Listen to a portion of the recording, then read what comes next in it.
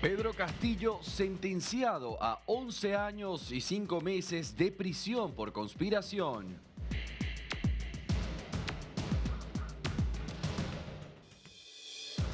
El régimen venezolano va contra las aerolíneas, revocan concesión. Ya te voy a dar los detalles.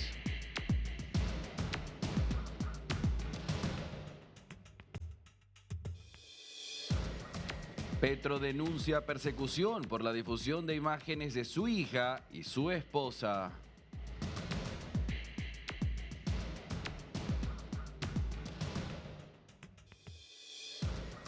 Trump endurece medidas migratorias tras el ataque mortal contra la Guardia Nacional.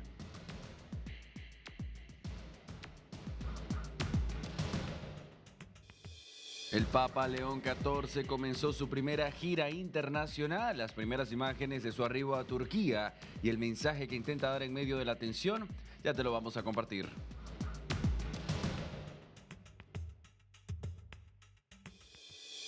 Elecciones en Honduras. 5 candidatos se disputan la sucesión de Xiomara Castro.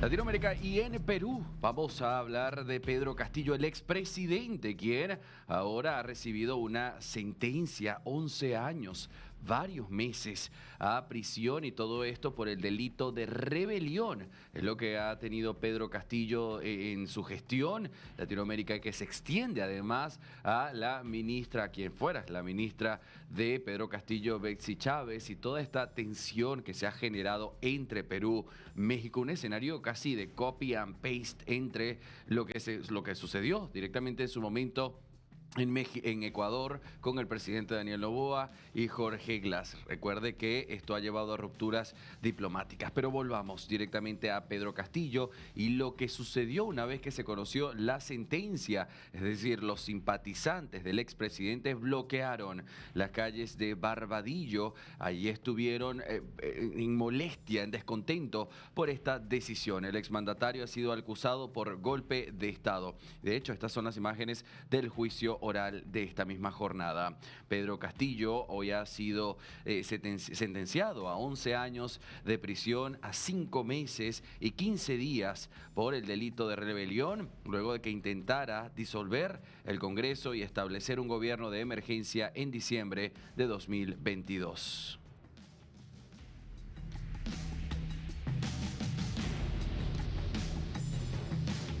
José Pedro Castillo Terrones como coautor del delito contra los poderes del Estado y el orden constitucional en la modalidad de conspiración para una rebelión previsto en el artículo 349 del Código Penal en agravio del Estado, y como tal se le impone al sentenciado 11 años, 5 meses y 15 días de pena privativa de libertad de carácter efectivo, que descontada la carcelería que viene sufriendo en mérito a su detención desde el 7 de diciembre de 2022, vencerá el 21 de mayo del 2034.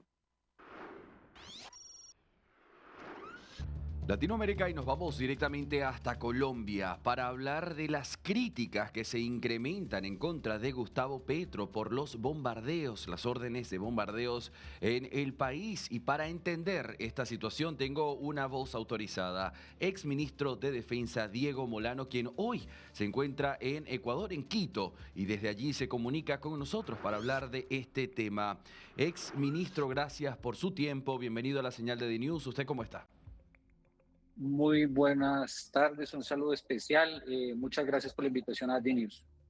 Muy bien, le agradezco a usted por su tiempo, exministro. Hoy hablamos de las críticas que se hacen por estos bombardeos y los menores de edad en medio de estas acciones y la decisión de Gustavo Petro. Y usted mismo ha llamado en varias oportunidades a Gustavo Petro hipócrita. ¿Nos permite entender por qué esta postura, exministro? Porque el presidente Petro, siendo candidato hace 3 años y medio, cuestionó los bombardeos, aseverando que quienes desarrollaban bombardeos eran asesinos y genocidas, utilizando el argumento de que había menores de edad en estos campamentos. El presidente, además de tergiversar información, malinformar y manipular, hizo estos descalificativos para parar las operaciones de la fuerza pública en contra de la guerrilla en Colombia, las FARC particularmente.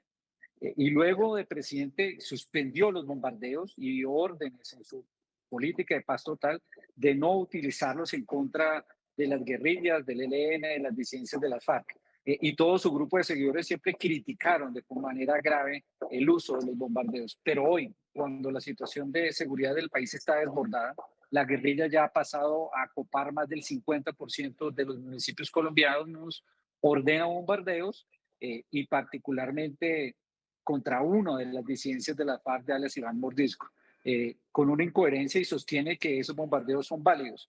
De forma hipócrita, antes los negaba, ahora los valida. Y lo único propósito real es únicamente tratar de congresarse con el presidente Trump ante la presión internacional y la inclusión en la lista Clinton del presidente Petro. No cree en los bombardeos. El presidente lo que permitió es que en los últimos años la guerrilla creciera, se expandiera y siguiera con reclutamiento de menores de edad, que esta guerrilla pasó de 13.000 hombres hace 3 años a 25.000 hombres en armas en red de apoyos, una gran mayoría de menores de edad que han sido reclutados de forma ilegal por estos grupos.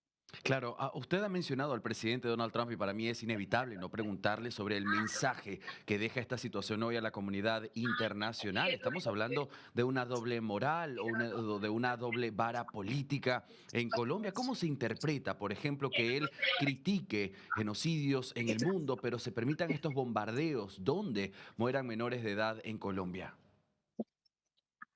Lo que he calificado de hipócrita e incoherente es que el presidente Petro en campaña los criticó para desinformar, malutilizar y básicamente buscar influir en las elecciones, pero nunca le interesaron los menores de edad.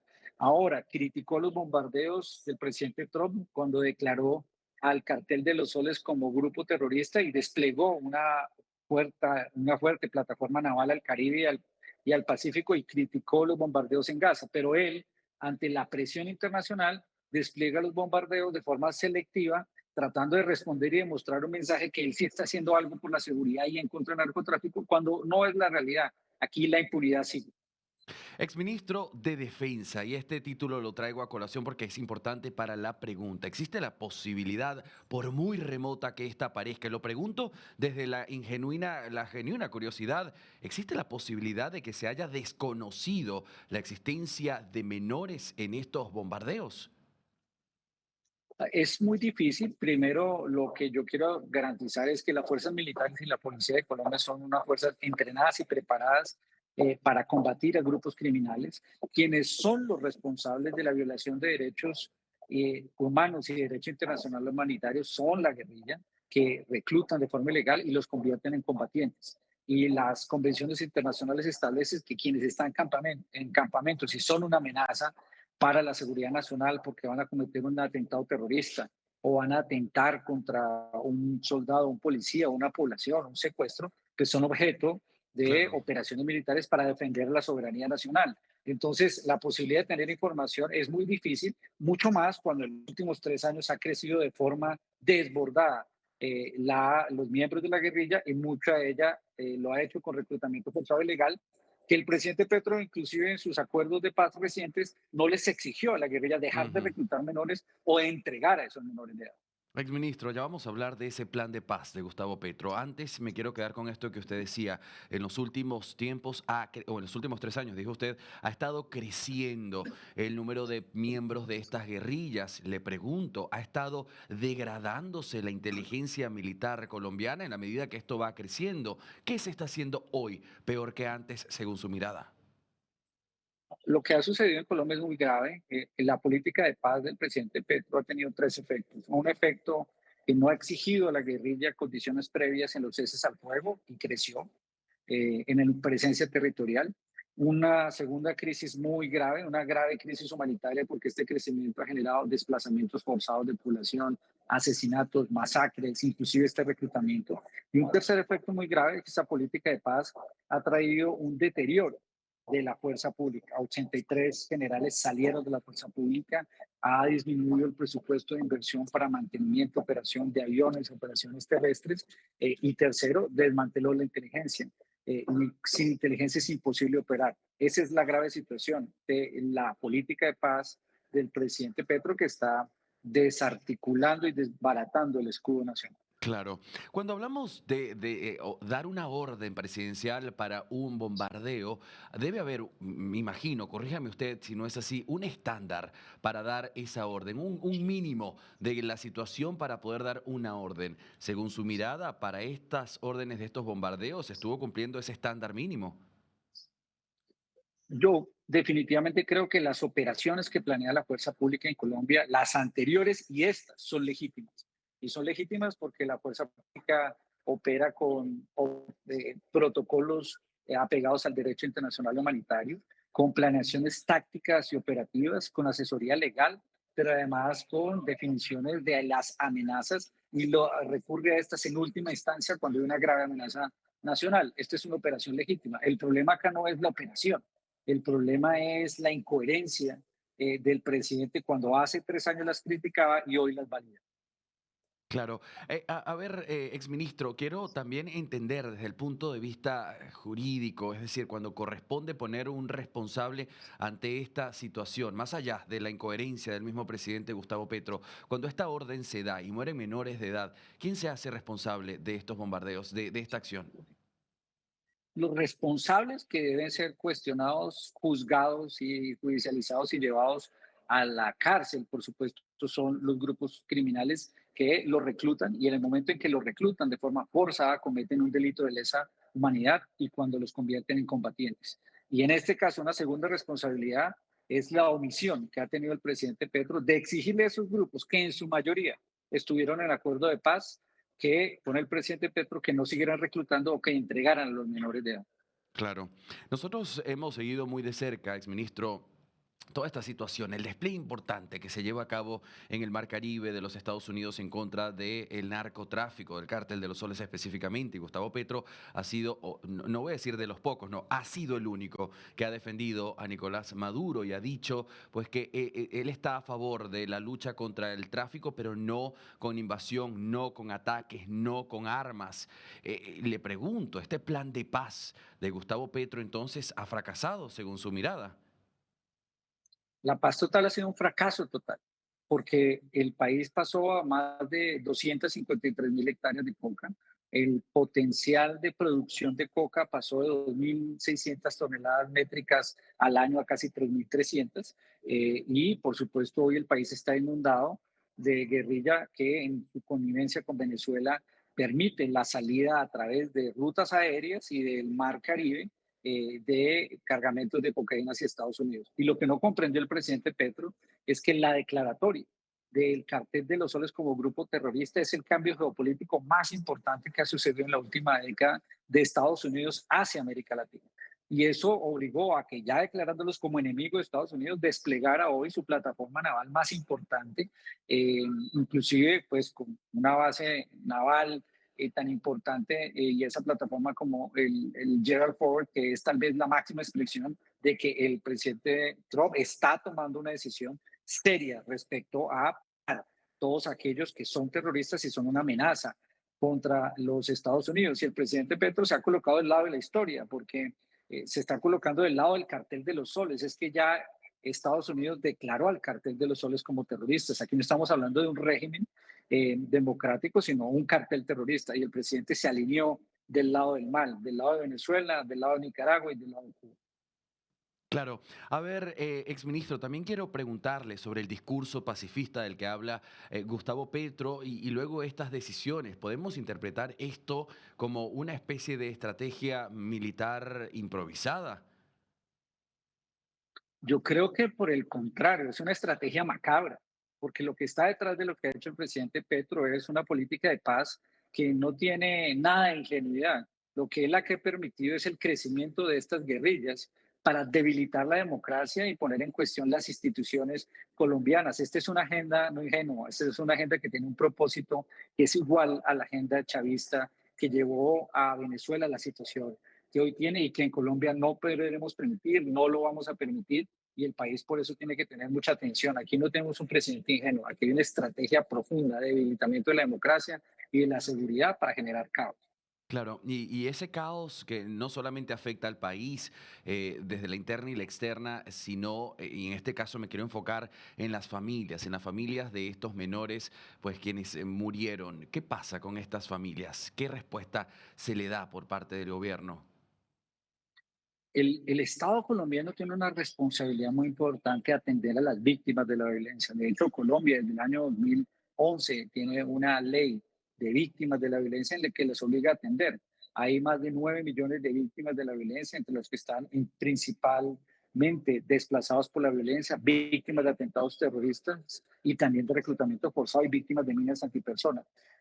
Aquí el presidente Petro le apostó a una paz total, que es una paz total de apaciguamiento frente a los grupos, de concesión, y por el contrario lo que ha hecho es incrementar el número de víctimas. Volvieron los desplazamientos forzados, se incrementó el reclutamiento forzado que había disminuido en Colombia y por eso estos menores de edad hoy, a pesar de que ser combatientes, siguen siendo víctimas porque son el resultado de una política de paz que le entregó y le cedió de manera grave terreno, territorio y poder a estos grupos criminales. Ministro, exministro, quiero en este momento sacarlo un poco del tema de los bombardeos, si usted me lo permite, y hablar de Gustavo Petro y este plan de diálogo, de paz de la que él habla y mencionaba, por ejemplo, dialogar con el Tren de Aragua para conseguir la paz. ¿Usted cómo evalúa eso como exministro de Defensa? Es que esa es una política que ratifica la estrategia que está detrás de este proceso de paz del presidente, de buscar la paz a toda costa sin exigir condiciones previas a ningún grupo criminal. El Tren de Aragua es una expresión del régimen dictatorial, hoy calificado de cartel de los soles, para poder invadir casi que América Latina a partir de actividades criminales y generar caos. El Tren de Aragua sale de las cárceles venezolanas con el apoyo de los pranes, se extiende a Colombia, llega a regiones como Villa del Rosario, en Bogotá se ha tomado una localidad como Bogotá, pasó por Ecuador, siguió a Perú y ya tiene un pie en Chile. Eso significa que aquí hay una expresión de un grupo criminal que ya también fue calificado como terrorista por Estados Unidos por las informaciones que existe también de presencia allá, que es ser combatido con toda contundencia. No se puede afirmar que el Tren de Aragua es un grupo de jóvenes pobres como de alguna forma lo sugirió el presidente Petro. Es un grupo peligroso que desarrolla actividades de trata de personas, de microtráfico y por supuesto de sicariato que afectan de manera grave la tranquilidad, como por ejemplo en una ciudad de Bogotá, en una Claro. localidad donde ve permanentemente el secuestro y la extorsión de este grupo criminal. Señor Molano, con el despliegue tan importante que hoy se vive en el Mar Caribe, con una Colombia que tiene un presidente Petro bajo la lista Clinton, bajo la mirada de los Estados Unidos, sin la visa estadounidense por haber ido hasta allá a pedir a los militares estadounidenses que desobedecieran las órdenes de Donald Trump y obedecieran a las de la humanidad. ¿Debería estar hoy Colombia alerta, preocupada al respecto de el despliegue marítimo que tiene Estados Unidos para Mar Caribe y también Pacífico? Por supuesto, porque el presidente Petro no puede poner a los soldados y las fuerzas militares colombianas del lado del eje del mal, por ejemplo, en una zona binacional que creó recientemente, donde acordó con Maduro proteger la zona limítrofe entre Venezuela y Colombia en el Catatumbo. ¿Qué significa para esto? Una señal de al presidente Trump que dice, aquí hay un ejército y una institucionalidad que va a proteger al cartel de los soles. No se puede proteger a los carteles, ellos son enemigos del Estado colombiano y son enemigos también, por supuesto, en este caso, amenaza para los Estados Unidos. Y es desafortunado no entender que este despliegue es serio. Aquí hay una plataforma naval con las máximas capacidades que ha hecho específicamente bombardeos contra lanchas semihúviles preparadas para cruzar el Caribe y llegar a Estados Unidos, que son orquestadas principalmente por disidencias de la FARC que operan con toda tranquilidad por las costas venezolanas con la connivencia del cartel de los soles que les permiten entrar, salir, operar e inclusive tener rutas aéreas. Exministro, no le quiero quitar mucho de su tiempo. Entiendo, tiene una agenda ocupada hoy allí en Ecuador. Última pregunta para usted. ¿Qué es más peligroso el día de hoy para la región latinoamericana? ¿El terrorismo que se está viviendo o la política macabra, como usted mismo lo tildó? Una política improvisada, si se quiere. Es mucho más grave esta política improvisada, porque esta política de forma eh, siniestra se hace ver como una política que defiende la democracia, pero permite el crecimiento del crimen para erosionar la democracia en las institucionalidades. Eso es lo que está detrás de la estrategia de la paz total. Quiero agradecerle por su tiempo, por sus precisiones. Tenga usted una excelente jornada y si nos los permite, seguiremos en contacto más adelante. Por supuesto, con mucho gusto y un honor poder participar de este programa. Un saludo especial.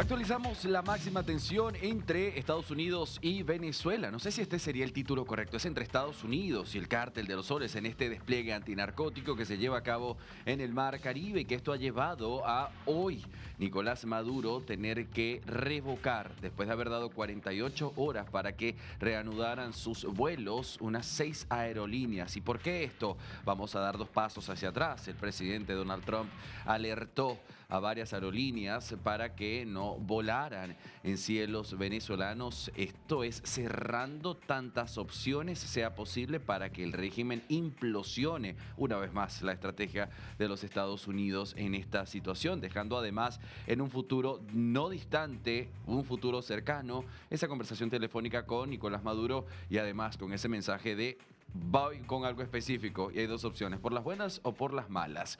Bien, estuvieron estas 48 horas que daba Nicolás Maduro a las aerolíneas para que reanudaran sus vuelos desde Caracas hacia afuera y desde afuera hacia Caracas. Y fíjese que ninguna de estas aerolíneas, TAP Portugal, Avianca, por nombrarle algunas que me llegan en este momento a la mente, pues no hicieron caso. Nicolás Maduro saca en Gaceta Oficial la revocación, ¿sí? Revoca la licencia, el permiso formal que da, en este caso, el gobierno o quien está a cargo del gobierno en Venezuela de volar en los cielos de este país. ¿Será esta una decisión definitoria, prolongada? Vamos a ver lo que suceda. Sin duda alguna es un golpe para la economía blanca, la economía formal de Venezuela y para los miles y miles de ciudadanos que desde afuera querían entrar o desde adentro querían salir. Vamos a escuchar a Nicolás Maduro y lo que decía al respecto. Hoy decimos en Venezuela, no hay amenaza ni agresión que atemorice a nuestro pueblo, ni que nos tome por sorpresa.